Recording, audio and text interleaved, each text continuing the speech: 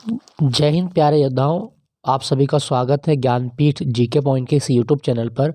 दोस्तों, उत्तर प्रदेश पुलिस भर्ती 2024 के लिए जीके का एक और मॉक टेस्ट मैं लेके आया हूं और आज इस मॉक टेस्ट में हम प्रश्न का अभ्यास करेंगे। यूपी जीके के प्रश्न है इसमें।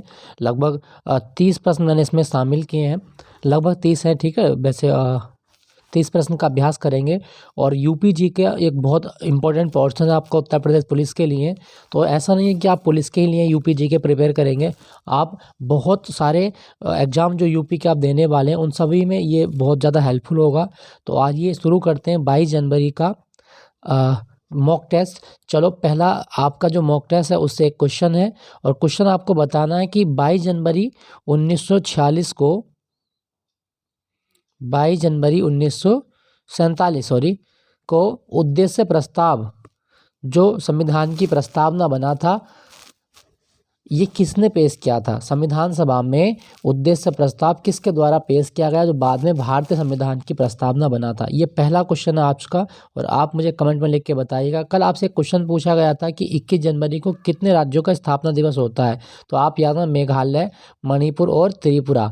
मेघालय, मणिपुर और त्रिपुरा ये 3 राज्य बने थे 21 जनवरी को। तो जिसने भी आंसर किया था उसके लिए बहुत अच्छी शुभकामनाएं। ऐसे ही आप कमेंट करिएगा, इससे आपका ज्ञान बढ़ता है और इससे अच्छा होता है, अच्छा लगता है कि आपका रिस्पॉन्स अच्छा आ रहा है। तो पहला जो आज का क्वेश्चन पूछा गया है कि उद्देश्य प्रस्ताव ये किसके द्वारा पेश किया गया था, वो हमें कमेंट में लिख के बताना है। तो चलिए बात करते हैं पहले प्रश्न की से। पहला प्रश्न आपकी स्क्रीन पर क्या कहा गया है दोस्तों? पहला प्रश्न है, अयोध्या में निर्मित प्रभु श्री राम मंदिर की कुल ऊंचाई कितने फीट है?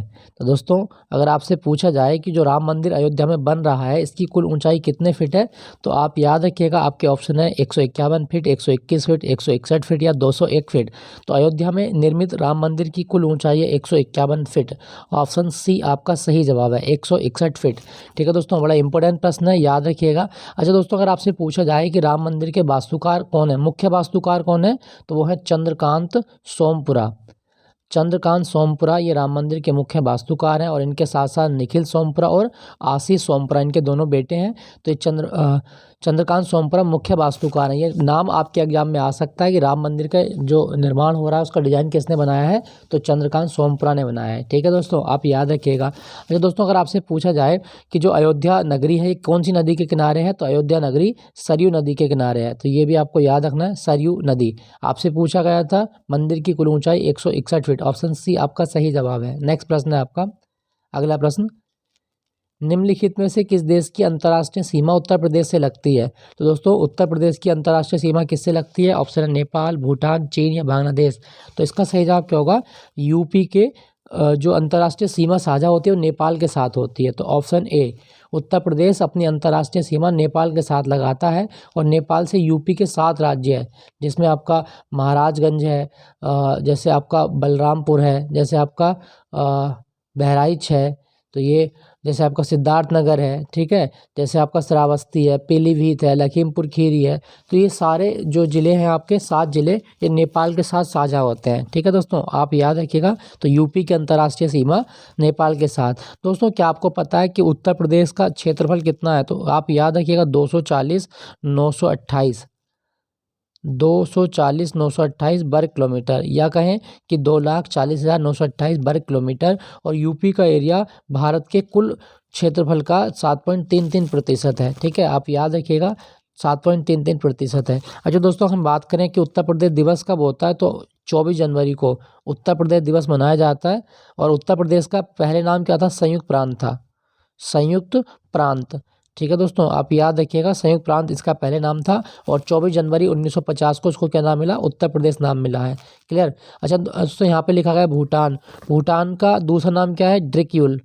ड्रिक्यूल, ये भी आप याद रखिएगा। और भूटान की जो भाषा वो क्या है? जोंगखा। भूटान की भाषा जोंगखा है। भूटान का राष्ट्रीय खेल क्या है? तीरंदाजी है। तो भूटान का राष्ट्रीय खेल आपसे पूछा जाए तो तीरंदाजी है, याद रखिएगा, आपसे पूछा जाता है। क्लियर दोस्तों? दोस्तों, अगर आपसे पूछते हैं चीन की मुद्रा क्या है, तो चीन की मुद्रा है रेनमिनबी। रेनमिनबी ये चीन की मुद्रा है। और आप याद रखिएगा चीन का राष्ट्रीय खेल है टेबल टेनिस, जिसको टेटे भी कहा जाता है, टेबल टेनिस। बांग्लादेश की राजधानी ढाका है और ढाका में बिम्स्टेक का मुख्यालय है, बिम्स्टेक। तो ये भी आप याद रखिएगा। बिम्स्टेक का मुख्यालय कहाँ पर है? तो ढाका में है। क्लियर, याद रखिएगा। तो यूपी की अंतर्राष्ट्रीय सीमा नेपाल से लगती है और नेपाल का राष्ट्रीय खेल क्या है? वॉलीबॉल। याद रखेंगे। नेक्स्ट प्रश्न है आपका, उत्तर प्रदेश द्वारा शुरू किया गया ऑपरेशन कायाकल्प किससे संबंधित है? सुपर इंपॉर्टेंट है, स्टार लगा रहा हूँ, आप इसको नोट करके रखिएगा कि ऑपरेशन कायाकल्प जो उत्तर प्रदेश सरकार ने शुरू किया था ये किससे संबंधित है? ऑप्शन है कुपोषण को दूर करने से, दिव्यांगों के कल्याण से, देसी गायों के संरक्षण से, या प्राथमिक व उच्च प्राथमिक विद्यालयों में मूलभूत सुविधाओं से। दोस्तों ऑपरेशन कायाकल्प ये 2018-19 में शुरू किया गया था।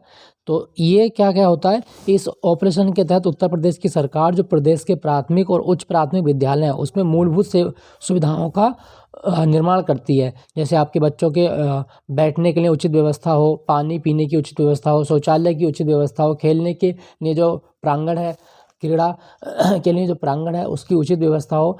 तो ये ऑपरेशन कायाकल्प 2018-19 में शुरू किया गया था। इसमें प्राथमिक व उच्च प्राथमिक विद्यालयों में मूलभूत सुविधाओं का निर्माण करना है। तो ऑप्शन डी आपका सही जवाब है, ऑप्शन डी ऑपरेशन कायाकल्प। ठीक है, याद रखिएगा, उच्च प्राथमिक व प्राथमिक विद्यालयों में मूलभूत सुविधाओं से संबंधित है। ठीक है दोस्तों, आप याद रखिएगा। दोस्तों अगर आपसे पूछा जाए कि भारत में शिक्षा दिवस कब होता है, तो आप याद रखिएगा भारत में शिक्षा दिवस होता है 11 नवंबर को, राष्ट्रीय शिक्षा दिवस 11 नवंबर। ठीक है, तो ऑपरेशन कायाकल्प प्राथमिक व उच्च प्राथमिक विद्यालयों में मूलभूत सुविधाओं से संबंधित है। अच्छा दोस्तों, अगर आपसे क्वेश्चन पूछा जाता कि उत्तर प्रदेश का सबरी संकल्प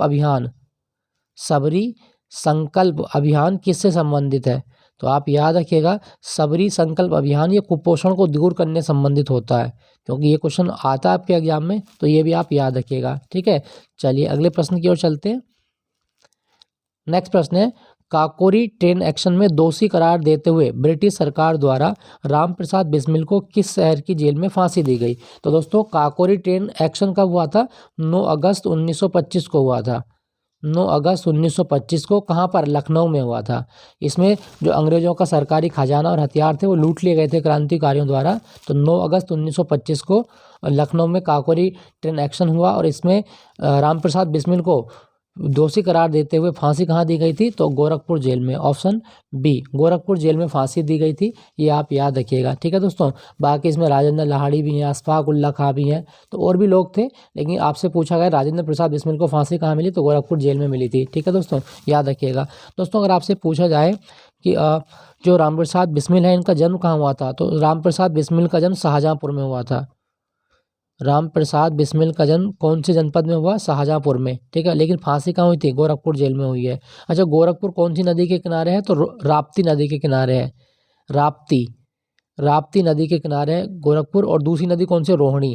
तो राप्ती और रोहिणी नदी के किनारे है गोरखपुर, आपसे पूछा जाए तो आप याद रखिएगा। ठीक है दोस्तों, चलिए, तो रामप्रसाद बिस्मिल को फांसी कब हुई? 1927 में हुई थी गोरखपुर जेल में। नेक्स्ट प्रश्न है आपका, उत्तर प्रदेश में पारीछा बांध निम्नलिखित में से किस नदी पर है? तो पारीछा बांध वैसे किस जिले में है? तो झांसी में है। पारीछा बांध झांसी में है। और कौन सी नदी पर है? तो आपसे नदी पूछी गई है, सही जवाब आपका ऑप्शन सी बेतवा नदी पर है। बेतवा नदी पर पालीछा बांध झांसी जिले में बनाया गया है। और इससे क्या होता है कि बुंदेलखंड के जो राज्य हैं उनको सिंचाई और पानी पीने का जो दिया जाता है वो उससे सुविधा उपलब्ध होती है। ठीक है, तो बुंदेलखंड में सिंचाई के लिए और पानी पीने के लिए इस बांध का प्रयोग किया जाता है। पारीछा बांध, बेतवा नदी, झांसी जिला। क्लियर, याद रखिएगा। दोस्तों अगर आपसे पूछा जाए कि उत्तर प्रदेश में सबसे लंबी नदी कौन सी है, तो गंगा। उत्तर प्रदेश की सबसे लंबी नदी गंगा है, ये भी आपको याद रखना है। नेक्स्ट प्रश्न है आपका,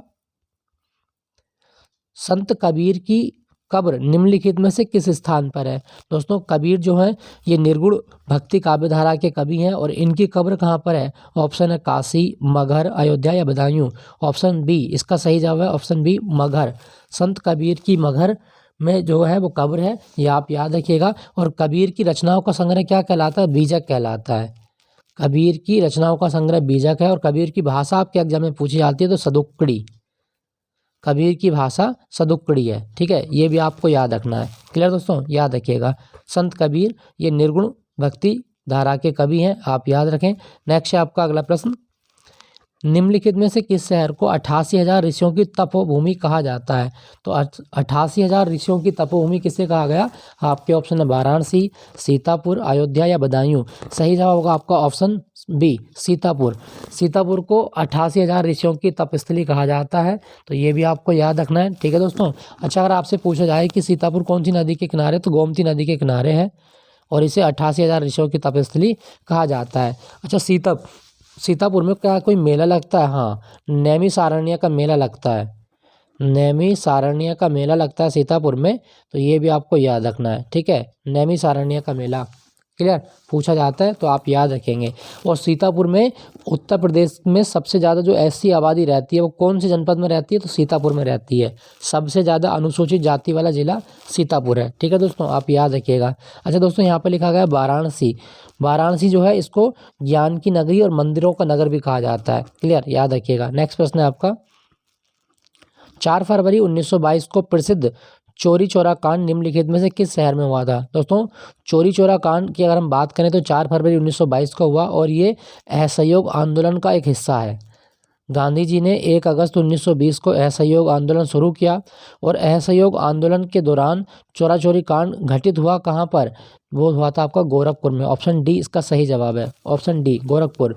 इसमें क्या था कि असहयोग आंदोलन के दौरान गोरखपुर में एक पुलिस चौकी में गुस्साई भीड़ ने आग लगा दी, जिसमें बहुत सारे अंग्रेज लोग जलकर मर गए थे। तो उसी का ये रूप है असहयोग आंदोलन का, और ये जो जगह थी वो चौरी चौरा थी गोरखपुर ज़िले की। तो ये कांड चौरी चौरा कांड के नाम से इतिहास में जाना जाता है, 4 फरवरी 1922 को। तो ये जरूर याद रखना कि चौरा चौरी कांड किस आंदोलन का एक हिस्सा था, तो वो था आपका असहयोग आंदोलन। और चौरा चौरी कांड के बाद ही गांधी जी ने असहयोग आंदोलन अपना वापस ले लिया, स्थगित कर दिया था। ठीक है, ये भी आप याद रखेंगे। गोरखपुर जो है ये यहाँ पे आपकी गीता प्रेस का मुख्यालय भी है, आप याद रखिएगा, आपसे पूछा जाता है। ठीक है दोस्तों, चलिए। अच्छा, यहाँ पे लिखा गया लखनऊ। अगर आपसे पूछा जाए सेंट्रल ड्रग रिसर्च इंस्टीट्यूट कहाँ पर है, तो आपका जवाब क्या होगा? लखनऊ में। सेंट्रल ड्रग रिसर्च इंस्टीट्यूट कहाँ पर है? तो वो आपका लखनऊ में है। सेंट्रल ड्रग रिसर्च इंस्टीट्यूट कहाँ पर है? तो आपका लखनऊ में है। ठीक है दोस्तों, याद रखिएगा, आपसे पूछा जाता है central drug research institute Lucknow. Clear. चलिए अगले प्रश्न की ओर बात करते हैं। महाजनपद काल में अयोध्या किस महाजनपद की राजधानी थी? दोस्तों, महाजनपद काल में 16 महाजनपद थे और 16 महाजनपदों में से उत्तर प्रदेश में कितने थे? 8 थे। तो आपसे पूछा गया कि अयोध्या किस महाजनपद की राजधानी थी? ऑप्शन है पांचाल, कौशल, सूरसेन या मल्लगढ़ राज्य है। तो अयोध्या जो राजधानी थी वो थी कौशल महाजनपद की। ऑप्शन बी इसका सही जवाब है। ठीक है, कौशल महाजनपद। अगर आपसे पूछा जाता दोस्तों कि ये जो सूरसेन महाजनपद है इसकी राजधानी क्या थी, तो सूरसेन महाजनपद की राजधानी थी मथुरा। ठीक है, ये भी आपको याद रखना है कि सूरसेन महाजनपद की राजधानी क्या थी? मथुरा। और कौशल महाजनपद की राजधानी क्या थी? अयोध्या। कितने महाजनपद में कितने वो थे जनपद? तो वो थे आपके 16 महाजनपद थे। ठीक है, याद रखिएगा। नेक्स्ट प्रश्न है आपका, उत्तर प्रदेश का एकमात्र नेशनल पार्क निम्नलिखित में से कौन सा है? आपके ऑप्शन है silent valley national park, Hemis national park, Dudhwa national park या जिम कॉर्बेट नेशनल पार्क। तो यूपी का एकमात्र नेशनल पार्क है दुधवा नेशनल पार्क, और ये कौन से ज़िले में है? लखीमपुर खीरी में और पीलीभीत में आता है। मेनली लखीमपुर खीरी में है, तो ये आप याद रखिएगा। दुधवा नेशनल पार्क जो है ये आपका लखीमपुर खीरी और पीलीभीत ज़िले में है। ठीक है, एकमात्र नेशनल पार्क है यूपी का। अगर यहाँ पे बात करें साइलेंट वैली नेशनल पार्क की, तो ये केरल में है, केरल। और हेमिस नेशनल पार्क ये आपका लद्दाख में है, लद्दाख। जिम कॉर्बेट की बात करें तो ये उत्तराखंड में है। तो ये आप याद रखिएगा, यूपी का एकमात्र नेशनल पार्क है Dudhwa national park, Lakhimpur Kheri. Clear दोस्तों, याद रखिएगा। अच्छा दोस्तों, अगर आपसे पूछा जाए कि उत्तर प्रदेश में कितने टाइगर रिजर्व हैं, तो 4 टाइगर रिजर्व हैं। कौन कौन से हैं? एक है आपका Amangarh tiger reserve, Amangarh tiger reserve, ये आपका बिजनौर में है। एक आपका पीलीभीत टाइगर रिजर्व, ये पीलीभीत में ही है। और एक है आपका रानीपुर टाइगर रिजर्व जो बुंदेलखंड का पहला है। रानीपुर टाइगर रिजर्व चित्रकूट में आता है आपका, तो ये भी आप याद रखिएगा। बाकी दुधवा एक नेशनल पार्क भी है और दुधवा एक टाइगर रिजर्व भी है। ठीक है, तो यूपी का एकमात्र नेशनल पार्क कौन सा है? Option C Dudhwa. अच्छा दोस्तों, अगर आपसे पूछा जाए कि भारत में प्रोजेक्ट टाइगर की शुरुआत कब हुई थी, तो 1 अप्रैल 1973 को भारत में प्रोजेक्ट टाइगर आया था। प्रोजेक्ट टाइगर की शुरुआत होती है 1 अप्रैल 1973 को, ये भी आपको याद रखना है। क्लियर दोस्तों, चलिए अगले प्रश्न की ओर बात करते हैं। क्या कहा गया है अगला प्रश्न, समसपुर पक्षी अभ्यारण्य निम्नलिखित में से किस जिले में है? तो समसपुर पक्षी अभ्यारण्य कहाँ पर है? आपके ऑप्शन है उन्नाव, रायबरेली, झांसी या मैनपुरी। सही जवाब क्या होगा दोस्तों? उन्नाव बिल्कुल गलत जवाब है इसका सही जवाब ऑप्शन बी रायबरेली। समसपुर पक्षी अभ्यारण्य रायबरेली में है, आप याद रखिएगा। दोस्तों अगर आपसे पूछा जाए कि उत्तर प्रदेश का राजकीय पक्षी क्या है, तो वो है आपका सारस, ठीक है। और इसका वैज्ञानिक नाम क्या है? Guru's antigone. उत्तर प्रदेश का जो राजकीय पक्षी सारस है, इसका वैज्ञानिक नाम है गुरुस एंटीगोन। क्लियर, याद रखिएगा, आपसे पूछा जाता है। तो समसपुर पक्षी अभ्यारण्य रायबरेली में है, आपसे पूछा जाए तो आप याद रखिएगा। अच्छा, अगर आपसे पूछा जाए कि भारत का बर्डमैन किसको कहा जाता है, तो बर्डमैन ऑफ इंडिया किसको कहा गया? भारत का पक्षी मानव, ये कहा जाता है सलीम अली को। सलीम अली को भारत का बर्डमैन कहा जाता है, ठीक है, याद रखिएगा। तो आपसे पूछा गया था समसपुर पक्षी अभ्यारण्य, वो है आपका रायबरेली, ऑप्शन बी। अच्छा, रायबरेली में ना आपको एक चीज़ और याद रखनी है, मॉडर्न कोच फैक्ट्री। भारतीय रेलवे की मॉडर्न कोच फैक्ट्री कहाँ पर है? रायबरेली में है। भारतीय रेलवे की मॉडर्न कोच फैक्ट्री रायबरेली में है, याद रखिएगा। नेक्स्ट प्रश्न है आपका, चंद्रशेखर आज़ाद कृषि एवं प्रौद्योगिकी विश्वविद्यालय किस शहर में है?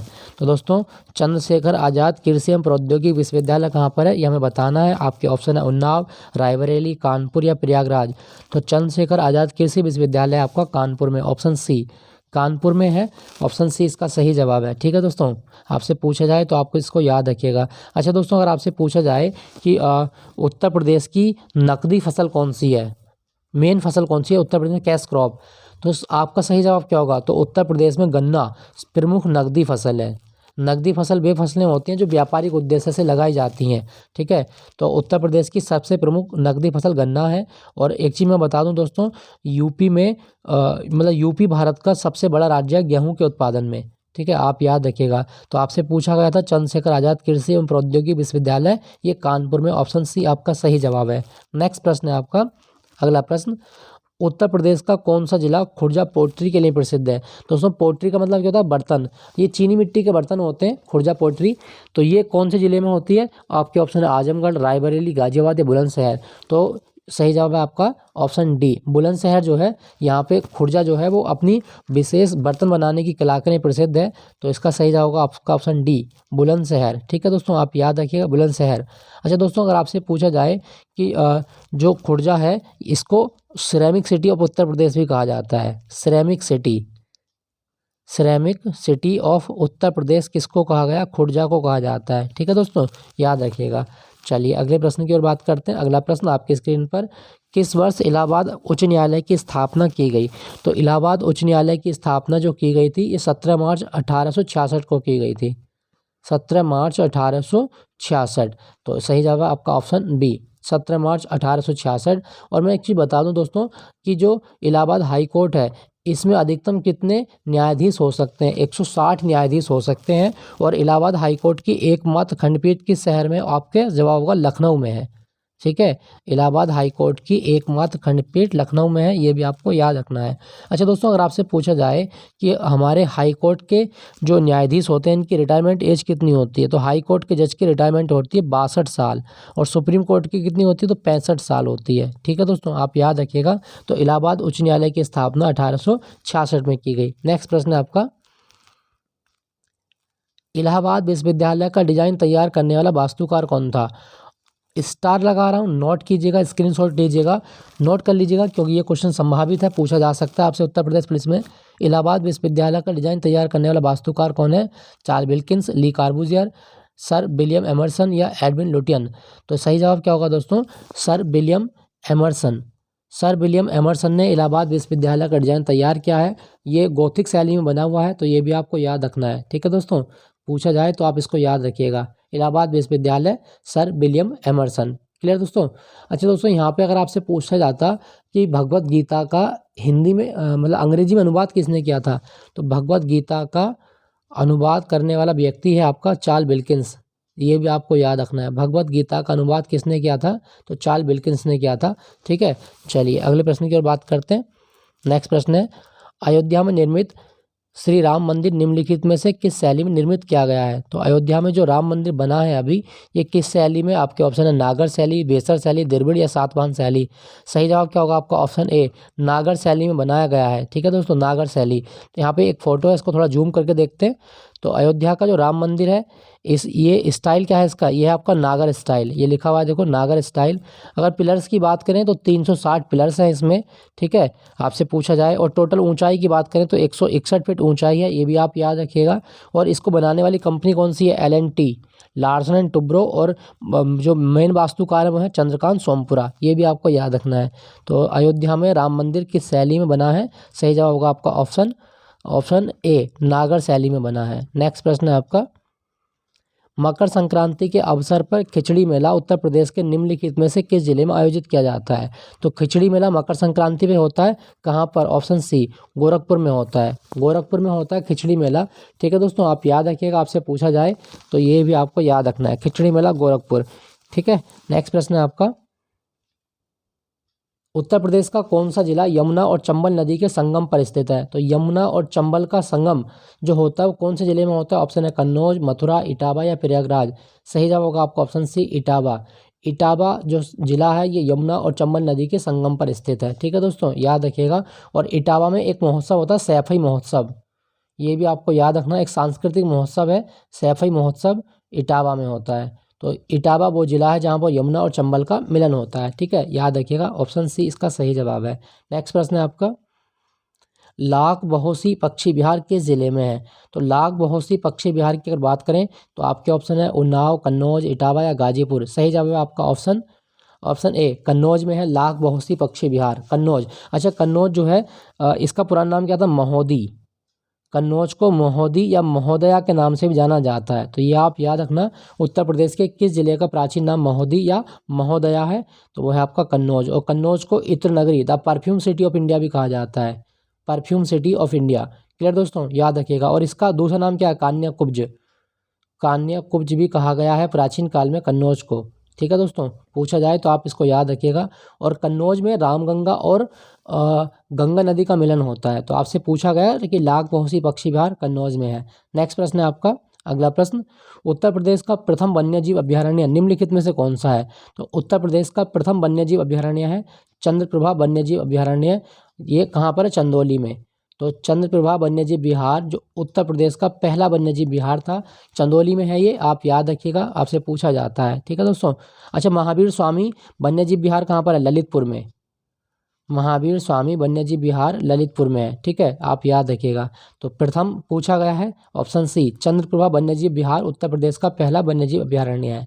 नेक्स्ट प्रश्न है आपका, अगला प्रश्न, उत्तर प्रदेश में लोकसभा की कुल सीटें कितनी हैं?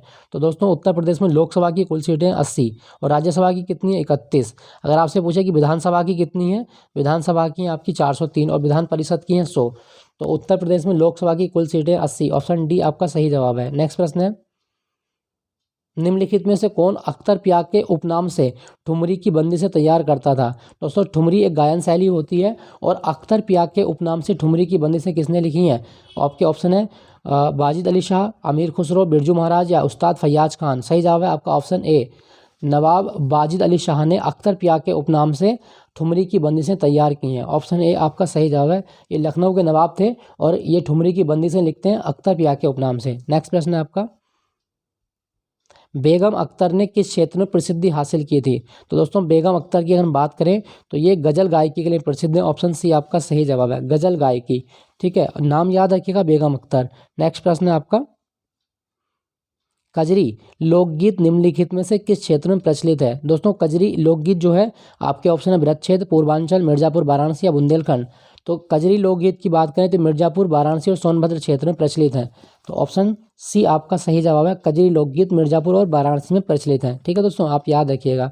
नेक्स्ट प्रश्न है आपका, उत्तर प्रदेश का वह लोक नृत्य कौन सा है जिसमें महिलाएं 108 दीपों से सजे रथ के पहिए को अपने सर पर रखकर नृत्य करती हैं?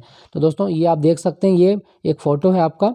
तो अभी इसको जूम करेंगे तो इसमें 108 दिए रखे गए हैं ये।